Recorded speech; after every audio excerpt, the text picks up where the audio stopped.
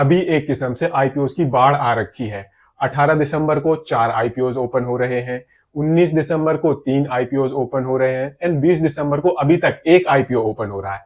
I mean 3 दिन के अंदर 8 कंपनीज अपना आईपीओ लेकर आ रही हैं। मथूट माइक्रोफिन लिमिटेड, इस कंपनी का आईपीओ ये 18 दिसंबर को ओपन होने वाला है।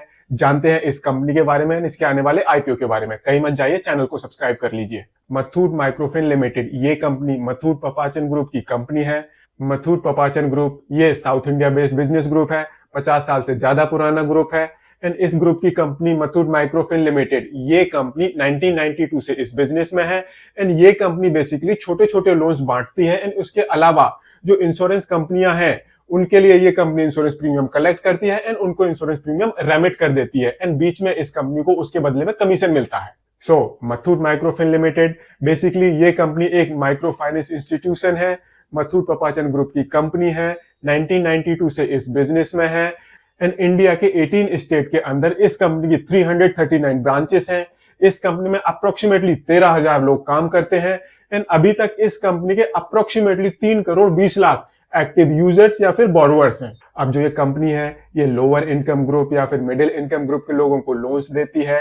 95% लोन्स ये कंपनी रूरल एरिया में डिसबर्स करती है एंड जो इस कंपनी का लोन डिसबर्सल रेट है वो पिछले साल 72% से ग्रो किया है।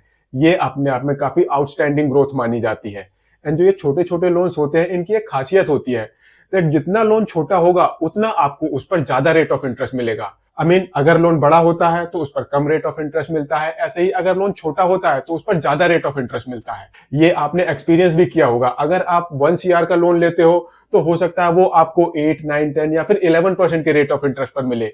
ऑन दी अदर हैंड अगर आप 10,000 रुपए का लोन लेते हो तो हो सकता है वो आपको 20%, 25%, 30% या फिर 50% रेट ऑफ इंटरेस्ट पर मिले। एंड जो बड़ा लोन होता है उस लोन पर एनपीए होने के ज्यादा चांसेस होते हैं, छोटे लोन के केसेस में ऐसा होने के चांसेस बहुत ही कम होते हैं। एंड जो ये कंपनी है ये 95% लोन्स ये रूरल एरियाज में डिसबर्स करती है, वहां के लोगों को देती है एंड जो रूरल एरियाज के लोग होते हैं वो ज्यादातर केसेस में लोन को वापस कर देते हैं एंड यही रीजन है दैट जो इस कंपनी का एनपीए है वो इस कंपनी के कंपटीशन में one of the lowest side में है। अब जो ये बैंक्स होते हैं या फिर अदर लोन देने वाली कंपनियां जिनको हम एनबीएफसीज बोलते हैं, इनका काम क्या होता है? इनका काम होता है एक जगह से लोन लेना एंड दूसरी जगह उस लोन को दे देना।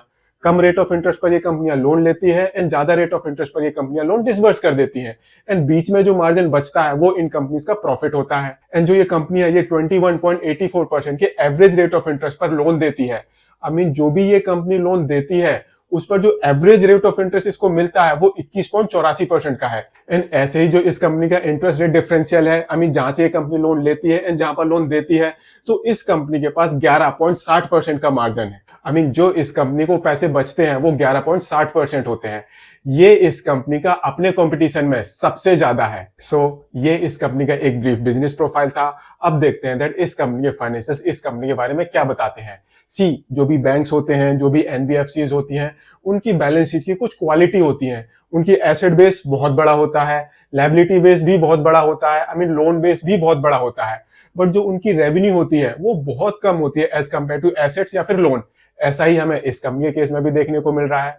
अगर हम इस कंपनी का टोटल एसेट बेस देखें तो मार्च 2021 में इस कंपनी के टोटल एसेट्स थे 4,183 करोड़ रुपीस के, जो कि बढ़कर मार्च 2023 में हो गए 8,529 करोड़ रुपीस के। ऐसे ही अगर हम इस कंपनी की टोटल बोरोइंग्स देखें तो मार्च 2021 में इस कंपनी की टोटल बोरोइंग्स थी 3,015 करोड़ रुपीस की, जो कि बढ़कर मार्च 2023 में 6,500 करोड़ रुपीस के आसपास पहुंच गई हैं। नाउ हमने एसेट्स देखे एंड इस कंपनी की बोरोइंग्स देखी।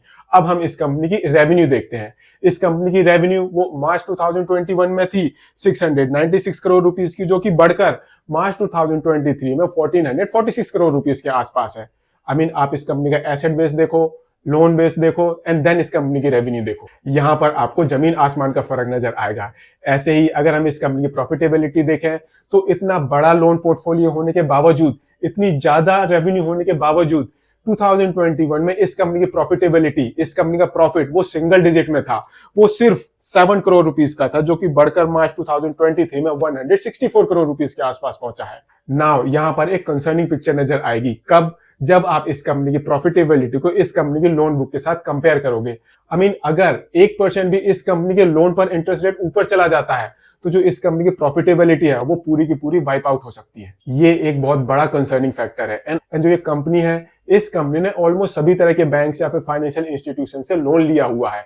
अगर हम इस कंपनी के लेंडर्स देखें तो वो क्लोज टू 100 है। इस कंपनी के टोटल लेंडर्स वो 92 है। तो ये तो थी इस कंपनी की एसेट, इस कंपनी की बोरोइंग, इस कंपनी की रेवेन्यू, इस कंपनी की प्रॉफिटेबिलिटी की बात। अब देखते हैं इस कंपनी के मार्जिन। अब ये एक एनबीएफसी है, तो जो इस कंपनी के नेट इंटरेस्ट मार्जिन है वो कंटिन्यूसली बढ़ते जा रहे हैं। मार्च 2021 में इस कंपनी के नेट इंटरेस्ट मार्जिन वो 8.24% पर थे, जो कि बढ़कर मार्च 2023 में 11.60% पर पहुंच गए हैं।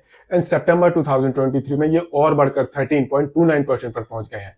ये अपने सेगमेंट में, ये अपने कंपटीशन में सबसे ज्यादा है। नाउ अब जो भी ये एनबीएफसीज होती हैं, अगर इनकी लोन डिसबर्समेंट रुक गई तो एक किस्म से इनकी ग्रोथ रुक जाती है। एंड लोन डिसबर्स करने के लिए आपको क्या करना पड़ेगा? आपको चाहिए होंगे पैसे या तो आप लोन लोगे या फिर आप अपनी इक्विटी बेचोगे। इस टाइम ये कंपनी अपनी इक्विटी बेचने जा रही है एंड इसके लिए ये कंपनी अपना आईपीओ लेकर आ रही है।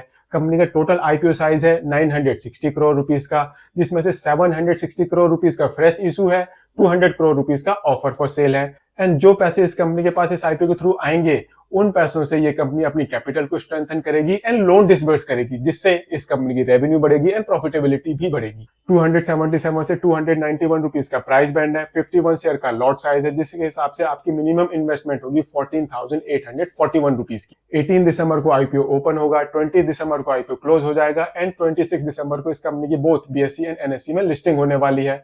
नाउ जो ये कंपनी है, ये कंपनी अपना आईपीओ ये अप्रोक्सीमेटली 25 के पी वैल्यूएशन पर लेकर आ रही है। अब ये पी वैल्यूएशन एक्सपेंसिव है या फिर सस्ती है, ये हमें कब पता चलेगा? ये हमें पता चलेगा जब हम इस कंपनी को इस कंपनी के कंपटीशन में कंपेयर करेंगे। ये कंपनी अपने कंपटीशन में कहां स्टैंड करती है, तभी हमें पता चलेगा इस कंपनी का आईपीओ अच्छा है या फिर अच्छा नहीं है। जानते हैं दैट ये कंपनी किस किस कंपनीज के साथ मार्केट में compete करती है। तो ये कंपनी मार्केट में compete करती है companies like Equitas small finance bank, Ujjivan small finance bank, credit access Grameen, Spandana Sphoorty financial, Bandhan bank, Suryoday small finance bank, fusion micro finance जैसी कंपनीज के साथ। तो अगर हम इस कंपनी को अपने कंपटीशन में कंपेयर करें दैट ये कंपनी कितने एवरेज रेट ऑफ इंटरेस्ट पर लोन देती है, तो जो ये कंपनी है ये 21.84% के एवरेज रेट ऑफ इंटरेस्ट पर लोन देती है। बाकी कंपनियों का जो average landing rate of interest है वो इस कंपनी के हिसाब से काफी कम है। ऐसे ही जो इस कंपनी के नेट इंटरेस्ट मार्जिन है वो 11.60% के हैं, वो भी अपने कंपटीशन में ऑलमोस्ट सबसे ज्यादा है। एंड ऐसे ही अगर हम इस कंपनी के ग्रॉस एनपीएस देखें तो इस कंपनी का ग्रॉस एनपीए वो 3% से कम है, ये भी अपने कंपटीशन में ऑलमोस्ट सबसे अच्छा है। हालांकि इससे बेटर कंपनियां भी हैं अगर हम एनपीएस देखें तो। एंड जो ये कंपनी है ये अपना आईपीओ 25 के पी वैल्यूएशन पर लेकर आ रही है। ये हमें अपने कंपटीशन में थोड़ा सा एक्सपेंसिव लग रहा है बिकॉज ये कंपनी थोड़े से हायर वैल्यूएशन पर अपना आईपीओ लेकर आ रही है। कंपनी का प्रोफाइल वो बहुत अच्छा है। कंपनी एक अच्छे ग्रुप से बिलोंग करती है, अच्छा बिजनेस मॉडल है, छोटे छोटे लोन देती है, ज्यादा रेट ऑफ इंटरेस्ट मिलता है, इंटरेस्ट मार्जिन भी बहुत अच्छा है इस कंपनी का। तो अगर आप इस कंपनी में इन्वेस्ट ना करो तो उसका कोई रीजन नहीं रह जाता है। रीजन सिर्फ एक है दैट ये कंपनी थोड़े से हायर वैल्यूएशन पर अपना आईपीओ लेकर आ रही है। बट माइंडेड जो भी अच्छी कंपनियां होती हैं, अगर आपको किसी प्रीमियम कंपनी में इन्वेस्ट करना है तो आपको प्रीमियम तो पे करना पड़ेगा। इस कंपनी में इन्वेस्ट ना करने का कोई रीजन नहीं बचता। रीजन सिर्फ एक है दैट ये कंपनी थोड़े से हायर वैल्यूएशन पर अपना आईपीओ लेकर आ रही है। तो अब आपको क्या करना है? अगर आपको आईपीओ में इन्वेस्ट करना ही है तो अपना डिसीजन उस हिसाब से लो, सोच समझ कर लो। अगर आप उन लोगों में से हो जिनको इन्वेस्ट करने के लिए आईपीओ है या नहीं है, कंपनी अच्छी है, ये देखकर अगर आप इन्वेस्ट करते हो तो आपको थोड़ा सा सोचना चाहिए, थोड़ा सा वेट करना चाहिए बिकॉज अभी मार्केट बहुत अच्छी है। एक हिसाब से आईपीओ का ये बूम चल रहा है, एक दिन में 4 कंपनियां अपना आईपीओ लेकर आ रही हैं। तो आपको थोड़ा सा वेट करना चाहिए। हो सकता है जब इस कंपनी की लिस्टिंग हो उसके बाद आपको ये कंपनी एक बेटर प्राइस पर एंट्री करने की अपॉर्चुनिटी दे। अगर वीडियो पसंद आया हो इसे लाइक शेयर जरूर करें एंड चैनल को सब्सक्राइब करें। थैंक